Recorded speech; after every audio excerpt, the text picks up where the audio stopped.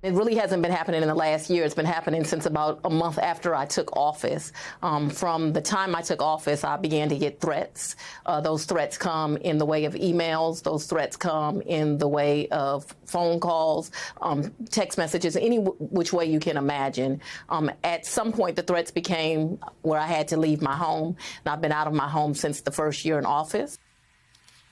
It's life in Trump's America. She's not alone. Manhattan District Attorney Alvin Bragg, Judge Juan Merchan, Jack Smith, special counsel, they've all faced attacks because they have made an effort. They have sought to hold Donald Trump accountable in the same way any of us would be held accountable. But someone who has not been the subject of the ex-president's wrath, at least publicly, Judge Aileen Cannon. She's overseen the classified documents cased against him. That may be because Judge Cannon has, from the outside, seemingly done as much as she can do to imperil what once seemed to be, according to former Trump Attorney General Bill Barr, the most straightforward, open and shut, guilty as can be in the eyes of people who know these sorts of things, prosecution of Donald J. Trump. As we reported on the program yesterday, Judge Cannon took an unusual step of striking a paragraph from special counsel Jack Smith's indictment of Trump. It referred to Trump sharing classified information. That was on the heels of her decision to schedule a number of hearings on some questionable motions later this month, further adding to the backlog, very real backlog of unresolved issues in this case. Joining our conversation, MSNBC legal analyst, the co-host of the Prosecuting Donald Trump podcast, Andrew Weissman's here. Andrew, I know you've got a specific thing that you think she may have messed up, but just give me the bigger picture. What's going on here? Well, Nicole, there's no good news because the big picture of the Mar-a-Lago case is that she has done what I think she intended to do, which is to make sure that this case would not see a jury before the election, something that Juan Merchan has made sure would happen. But Donald Trump obviously does not want to see any of these cases. For somebody who says this is a witch hunt and he's innocent, he doesn't want to have a jury, in fact, hear the evidence, and she is making sure that that is not going to happen. So even if she ultimately gets pulled off the case by the 11th Circuit, the Court of Appeals that oversees her, it's now too late. There's just no way for an appellate court to rule on that and to have someone come in. And so she succeeded in what I totally agree with you is the most straightforward case, and one that is endangering all of our national security. It could not be more serious.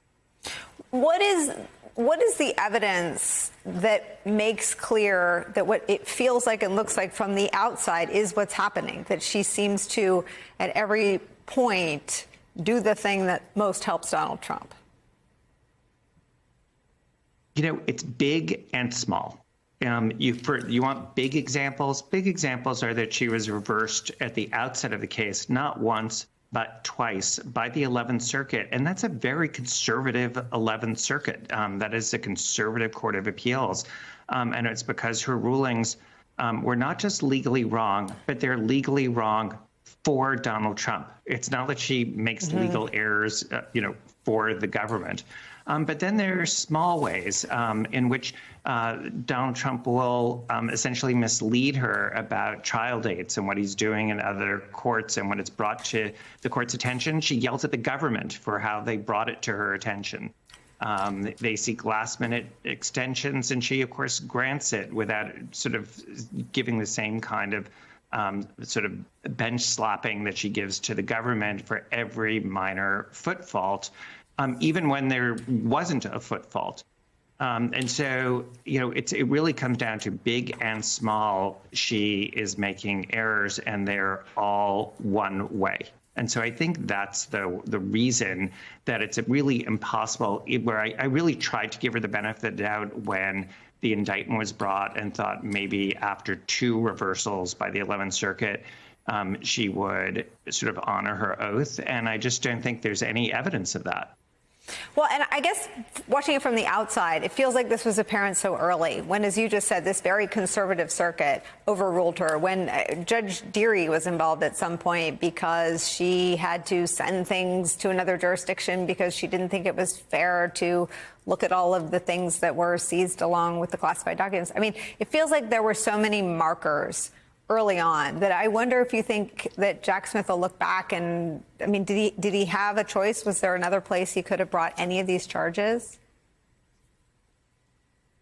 Well, hindsight's 2020. It is easy to look back and say that he should have moved to recuse her earlier and not given her the benefit of the doubt. But understanding the law to remove a judge is and should be very difficult. You can't just not like a judge's ruling and then say, I want a new judge. On terms of venue, I actually think he also did the right thing. I mean, this is where, you see an example of President Biden playing it straight with respect to the rule of law. And that is what Jack Smith did, which is that there was no place where all of the charges could naturally be brought. It would have looked like real forum shopping. And he played it straight. He brought it where all of the charges could be brought. He understood there was at least a 1 in 3 chance that he would get Judge Cannon, and he did. And you sort of hope that people will take their oaths of office seriously. And then the latest is, she sort of weighed in on an issue that was before Judge Merchan about unanimity. And she, again, sort of gratuitously ruled against the government in a way that I think was going to come back to haunt her.